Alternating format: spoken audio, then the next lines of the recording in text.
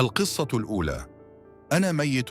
عندما كنت أصغر سناً كان هناك مبنى مدمر في نهاية شارعنا، وكان جميع الأطفال في المنطقة يتجنبون الاقتراب منه لأن الشائعة كانت تقول إنه مسكون. كانت الجدران الخرسانية للمبنى القديم المكون من طابقين متشققة ومتداعية، كما تحطمت النوافذ وتناثرت شظايا الزجاج على الأرض بالداخل. في أحد الأمسيات كاختبار للشجاعة قررت أنا وصديقتي العزيزة استكشاف هذا المكان القديم المخيف. صعدنا إلى الداخل من خلال نافذة في الجزء الخلفي من المبنى. كان المكان كله متسخاً، وكانت هناك طبقة من الطين على الأرضية الخشبية. وبينما كنا نزيل الغبار عن أنفسنا نظرنا إلى الأعلى وصدمنا عندما رأينا شخصاً قد كتب عبارة "أنا ميت" على الحائط بالقرب من السقف. ربما يكونون مجرد بعض المراهقين الذين يحاولون تخويف الأطفال. قلت: نعم ربما، أجاب صديقي بتوتر. استكشفنا المزيد من الغرف في الطابق الأرضي، وفي غرفة بدأ أنها كانت في السابق مطبخاً وجدنا المزيد من الكتابة على الحائط. أنا في غرفة في الطابق العلوي. صعدنا الدرج المزعج إلى الطابق الثاني. كنت أقود الطريق وتبعني صديقي عن كثب. لم أكن خائفاً، لكنه بدأ يشعر بالتوتر بعض الشيء. عندما وصلنا إلى أعلى الدرج اتجهنا إلى اليسار وسرنا بحذر عبر الممر الضيق. وفي نهاية الممر كان هناك باب مغلق عليه بعض الكتابات المشؤومة. ستجدوني في هذه الغرفة. بحلول ذلك الوقت كان صديقي يرتجف من الخوف. كنت أشعر بالخوف أيضا، لكنني لم أرغب في إظهار ذلك. أخبرني أنه لا يريد المضي قدما، لكنني أصررت وأخبرته أنه لا يوجد ما يخشاه. أدرت المقبض وانفتح الباب صريرا. دخلنا الغرفة ووجدناها فارغة. كان هناك بابان مغلقان على كل جانب، وكان هناك المزيد من الكتابة المخيفة على الحائط، وجاء فيها رأسي على اليسار وجسدي على اليمين. بمجرد أن رأى صديقي هذا فقد أعصابه تماما. أطلق صرخة واستدار ليهرب. أمسكت بذراعه لكنه تخلص مني وهرب عبر الباب المفتوح. سمعت خطواته تختفي في الممر. لقد تمسكت بموقفي. لقد كنت عازم على التحلي بالشجاعة والتغلب على خوفي. لقد استجمعت كل شجاعتي وفتحت الباب على اليمين ودخلت. مشيت إلى الجانب الآخر من الغرفة ووجدت على الحائط عبارة "جسدي تحت الأرض" مكتوبة بأحرف صغيرة. نظرت إلى الأرض. كنت واقفاً على بعض الكتابة على ألواح الأرضية. تراجعت إلى الخلف ورأيت الكلمات: "رأسي قادم من الغرفة خلفك. استدر." سمعت صرير الباب خلفي، فاستدرت بسرعة. كان هناك ظل يتحرك خلف الباب، وفجأة تدحرج شيء ما إلى الغرفة واستقر على الحائط. لقد كان رأس صديقي المقطوع. بدا لي أن عينيه الميتتين العميان تحدق بي. صرخت في رعب، وألقيت بنفسي من النافذة المفتوحة وسقطت على الأرض من طابقين. سقطت على جانبي وكسرت ذراعي، وفي ألم رهيب ركضت إلى المنزل وأنا أبكي وأصرخ مناديا على والدي. تم استدعاء الشرطة وقاموا بتفتيش المبنى القديم المدمر. في البداية لم يجدوا أي شيء. لم يكن هناك حتى أي كتابة على الحائط. قاموا بتمشيط المنزل من أعلى إلى أسفل، لكنهم لم يجدوا أي أثر لصديقي. ثم رفعوا ألواح الأرضية، وكانت جثته ملقاة تحتها، ولم يعثروا على رأسه قط. كانت جينيفر جالسة على مكتبها في غرفة نومها تنهي واجباتها المدرسية. كان لديها امتحان في اليوم التالي، وكانت بحاجة إلى الدراسة. وبينما كانت تبحث عن أحد الكتب المدرسية تلقت رسالة نصية على هاتفها المحمول. لم تتعرف على الرقم، لكن النص كان يقول: "خذ حماما فقاعيا واذهب إلى السرير. إنها ليلة مدرسية يا أمي." ربما نفد رصيدها وأرسلت لي رسالة نصية من هاتف شخص آخر. فكرت جينيفر. كانت تخطط بالفعل للاستحمام بفقاعات لطيفة ومريحة قريبا على أي حال. لذا خلعت ملابسها وأمسكت بمنشفة نظيفة ودخلت الحمام. توقفت في مسارها مندهشة. كان حوض الاستحمام ممتلئا بالفعل حتى حافته. هذا غريب، فكرت. أعتقد أن أمي ملأته مسبقا. هزت جينيفر كتفيها وأسقطت المنشفة وصعدت إلى الحمام. كان جسدها بالكامل مغمورا في الماء قبل أن تشعر بإحساس حارق في جميع أنحاء بشرتها. في غضون ثوان ازداد الشعور بالحرق سوءا حتى بدأت تصرخ من الألم. قفزت من الحمام، لكن كان الأوان قد فات. ولدهشتها رأت الماء ملطخا باللون الأحمر، أحمر كالدم. بدأ الجلد على ذراعيها وساقيها يتقشر. نظرت إلى ساقها ورأيت الجلد هناك يتقشر أيضا. ثم بدأ صدرها وبطنها يتقشران. بدأ كل الجلد على جسدها يتقشر. سقطت قطعة من جلدها على الأرض وبدأت تصرخ من الألم، وتجمع دمها على أرضية الحمام. وفي ألم شديد فتحت جينيفر باب الحمام وخرجت منه وهي تترنح، واتجهت إلى غرفة نومها. وكانت كل خطوة تخطوها مؤلمة للغاية، وتركت وراءها أثراً دموياً على السجادة. التقطت هاتفها المحمول لتتصل بالشرطة، ولكن كانت هناك رسالة نصية جديدة تنتظرها، وجاء فيها: في المرة القادمة استحم بالماء. سمعت جينيفر ضحكاً خلفها، واستدارت لتجد رجلاً طويل القامة يرتدي ملابس سوداء يقف عند المدخل. كان يحمل سكيناً مسنناً في إحدى يديه، ووعاء فارغاً من حمض الكبريتيك في اليد الأخرى.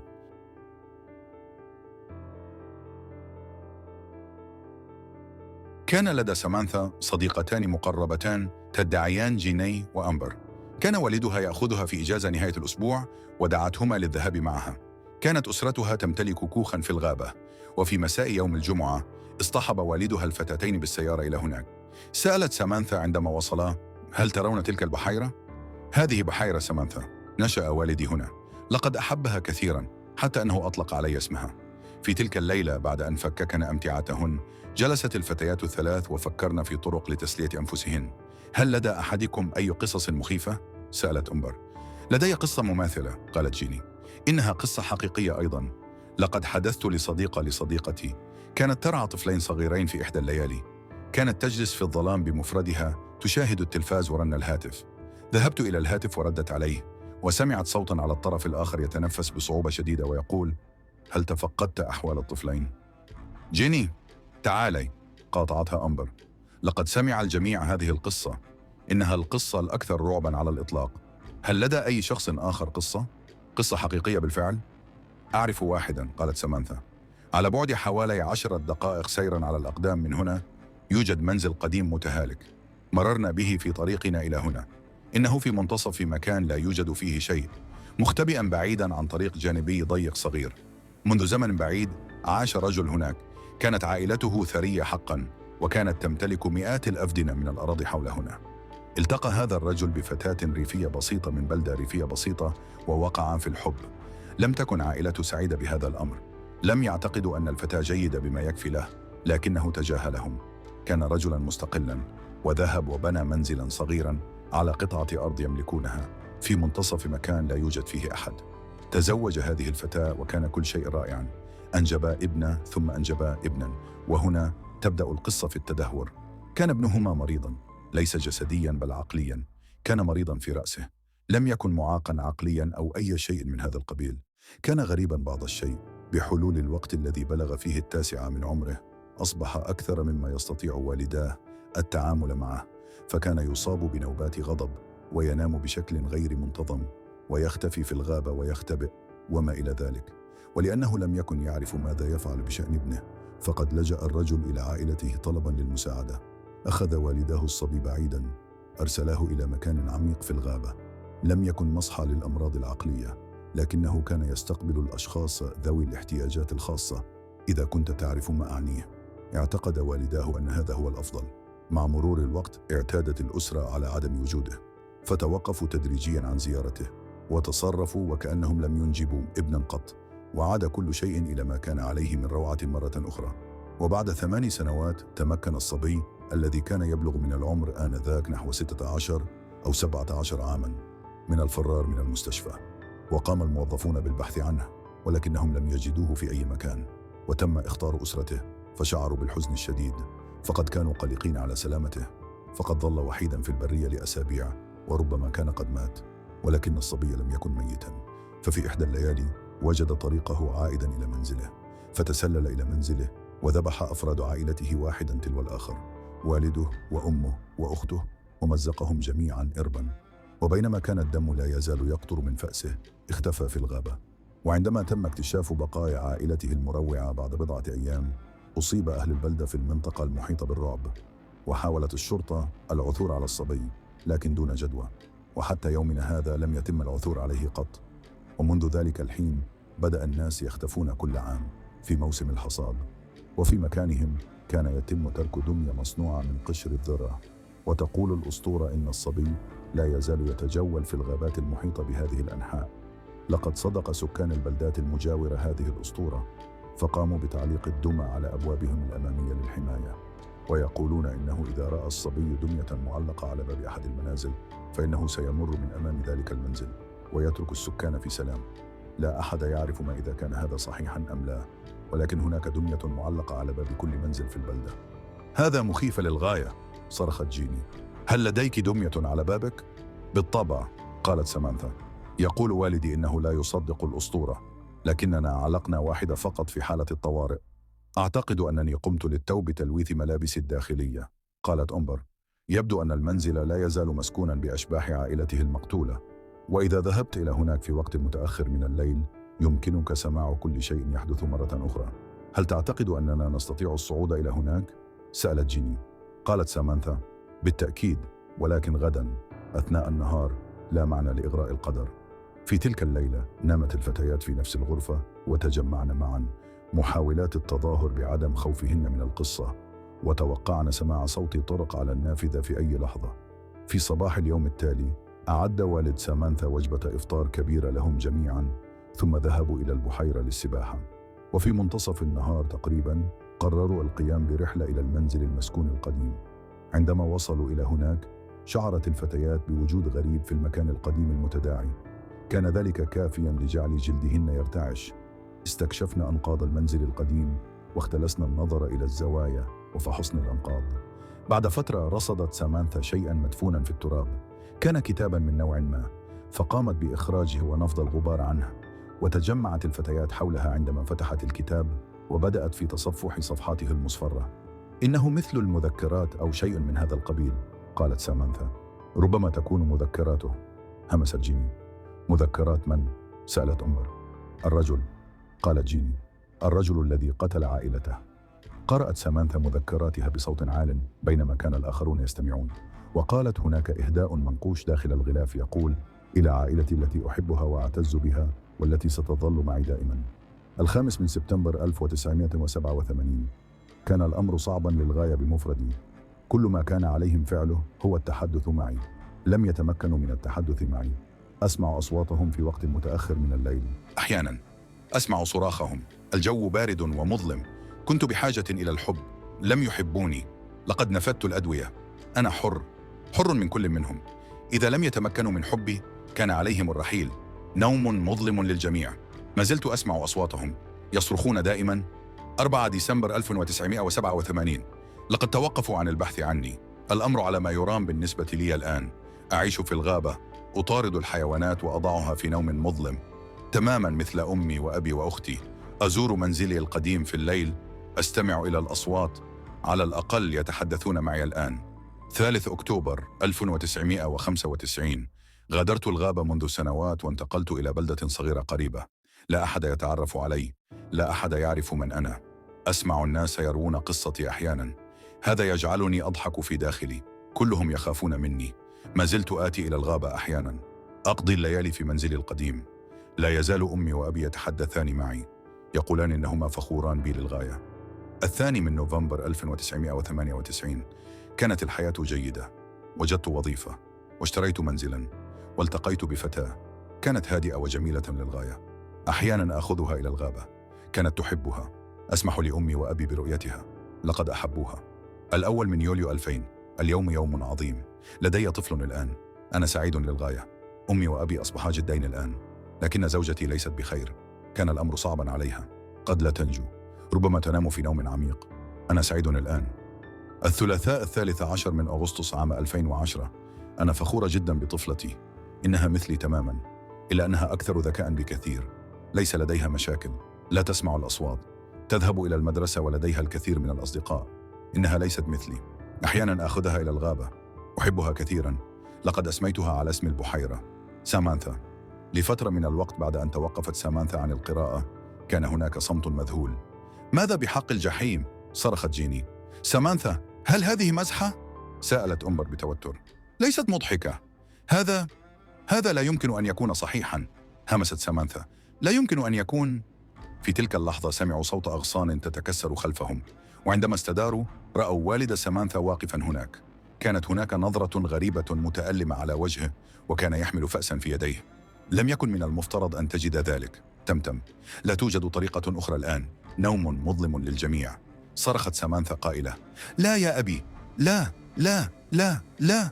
عندما انتهى والد سامانثا من تقطيع الجثث، وضع القطع في أكياس بلاستيكية كبيرة ودفنها عميقا في الغابة، عميقا لدرجة أن لا أحد يستطيع العثور عليها أبدا. الآن يمكن أن يكونوا معا إلى الأبد. سأعتني بك الآن، تمتم وهو يضرب الأرض بمجرفته. قد لا تفهم الآن، لكنك ستفهم مع الوقت. هذه هي الطريقة الوحيدة لنكون معا. نوم مظلم إلى الأبد، سنبقى جميعا معا. كانت هناك امرأة تدعى سوزان تعيش في منزل قديم على جرف يطل على البحر. كانت مطلقة من زوجها. كانت سوزان تعاني من اكتئاب شديد منذ غرق ابنها أحمد. كانت مدمرة بسبب الخسارة وشعرت أنها لا تستطيع الاستمرار. مع مرور الوقت بدأت سوزان في قراءة الكتب عن السحر الأسود والشيطانية، وكلما قرأت أكثر كلما انغمست أكثر في عالم السحر. كان الأمر أشبه بالإدمان. عثرت على تعويذة من المفترض أنها قادرة على إحياء الموتى. في إحدى الليالي المظلمة رسمت نجمة خماسية على أرضية غرفة المعيشة. أشعلت بعض الشموع السوداء ووقفت في منتصف النجمة الخماسية، وعند منتصف الليل قرأت بصوت عال من كتاب شيطاني قديم: تعال ونفذ رغبتي وافعل ما أطلبه وفقا لإرادتي. أستحضرك باسم الشيطان الذي يطيعه كل شر، وباسمه تنقلب الأرض وتتحول البحار إلى اللون الأسود، وترتجف الأرض وتنطفئ النار، وترتجف كل الأشياء في السماء والجحيم. لوسيفر أمير الظلام، أعد ابني الذي غرق بالصدفة، أعده إلي الآن، آمرك. وبعد ذلك أطفأت سوزان الشموع، ثم انهارت على ركبتيها وبدأت في البكاء. فجأة سمعت صوت خدش خفيف على بابها الأمامي. توجهت بحذر نحو الباب واستمعت. أصبح صوت الخدش أعلى. من هناك؟ صرخت. كان هناك صمت طويل، ثم سمعت صوتا يهمس: ماما! فتحت سوزان الباب وصدمت عندما رأت طفلا صغيرا يجلس القرفصاء على عتبة الباب. كان مبللا بالكامل ويرتجف من البرد. أحمد! صرخت. إنه أنت حقا! أدخلته بسرعة إلى الداخل ووضعت منشفة حوله محاولة تدفئته. كانت أسنانه تصطك ويداه ترتعشان. لقد كنت وحيدة للغاية وموحشة بدونك يا أحمد. قالت: أين كنت؟ ماذا حدث؟ أتذكر الماء. قال: الماء البارد، ولم أستطع التنفس. استيقظت ولم أستطع أن أتذكر من أنا. مشيت ومشيت تحت المطر، وجدني هؤلاء الناس وأخذوني. لم أكن أعرف ما إذا كنت حيا أم ميتا. أنت على قيد الحياة يا أحمد! صرخت. أنت على قيد الحياة حقا. هل كنت ولدا صالحا يا أمي؟ سأل أحمد. بالطبع كنت ولدا جيدا، أجابت. هل أحببتيني يا أمي؟ سأل أحمد. أنا أحبك، أجابت من أعماق قلبي. هل كنت لطيفة معي يا أمي؟ سأل أحمد. بالطبع كنت كذلك، قالت. حدق بوبي فيها، وكانت نظرة غاضبة وسخرية على وجهه، مما أثار خوف سوزان. أريد أن ألعب معك يا أمي. صاحب لعبة الغميضة. فجأة صعد السلم مسرعا وانطفأت جميع الأضواء في المنزل. أحمد، ماذا تفعل؟ صرخت. أين أنت؟ لم يكن هناك جواب. أحمد، توقف عن هذا، صرخت.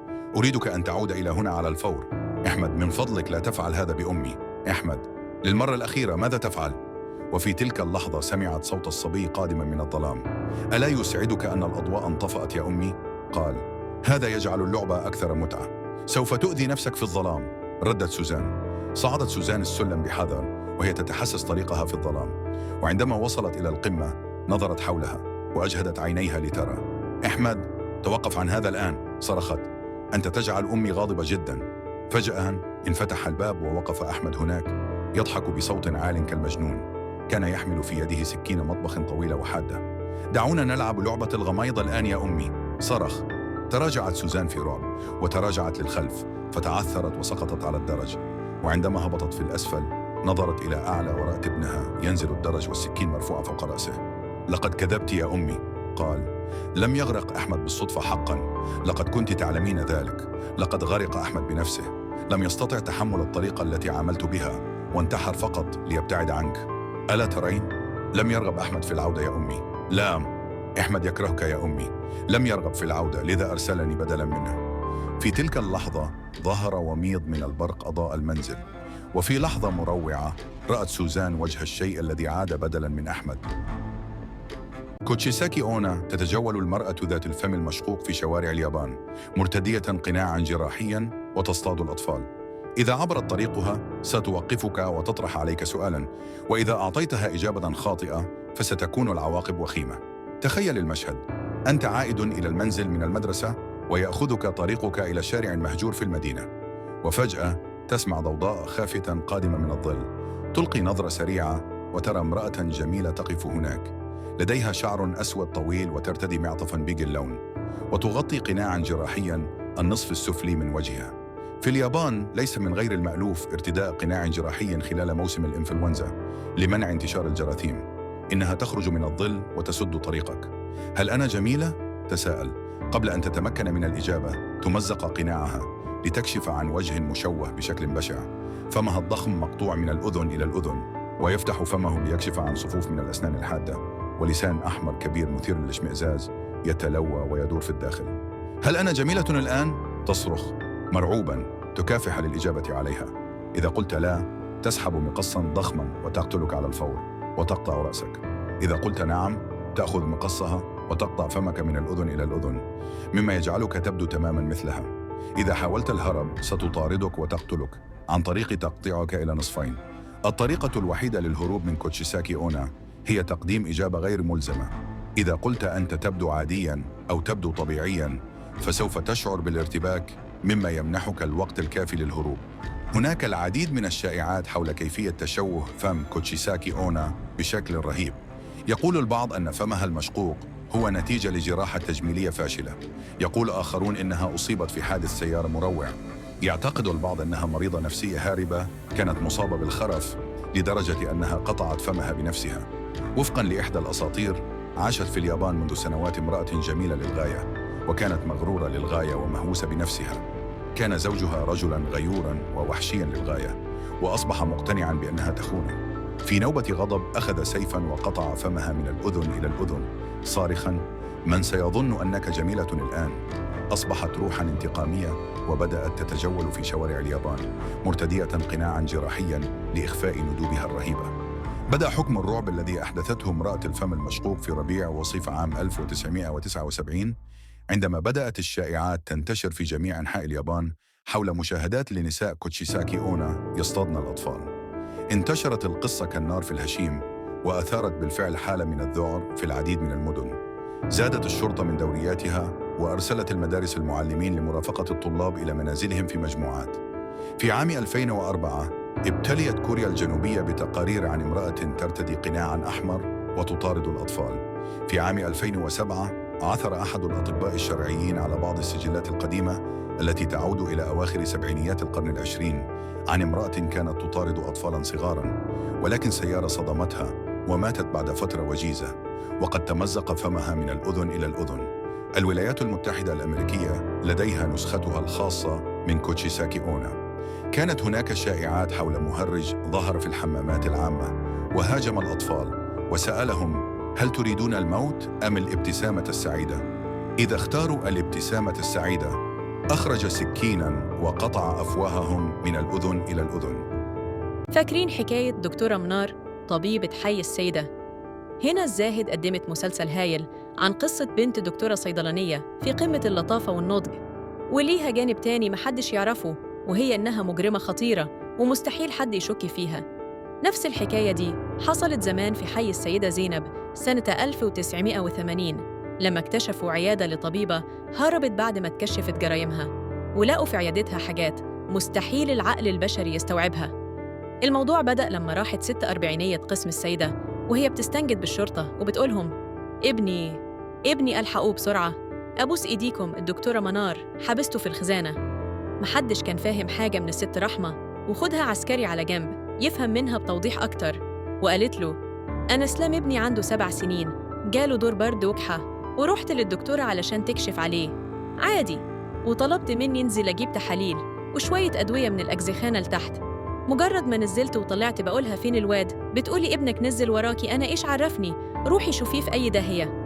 العسكري كان شايف إن الغلط من الأم فعلاً، وإن الدكتورة ملهاش ذنب في ضياع ابنها، وقالها: طب ما نزلتيش ليه؟ شفتي ابنك في الشارع، الدكتورة إيه علاقتها أصلاً ياست؟ الست رحمة انهارت وقالت له: لا أنا سمعته، والله سمعته، ابني صوته خرج من الخزانة وقال لي يا ماما، لكن صوته كان متخدر. لما حاولت أفتح الخزانة وقلت لها ابني هنا، رمتني برا العيادة هي والمعاها، وقالت لي هبلغ عليكي إنك بتتعدي على مكان عملي. أبوس إيدك، ابني معاها، أنا سمعته، الواد كان فايق وقال لي يا ماما كان بيستنجد بيا، أبوس إيدك ألحقه قبل ما تعمل فيه حاجة.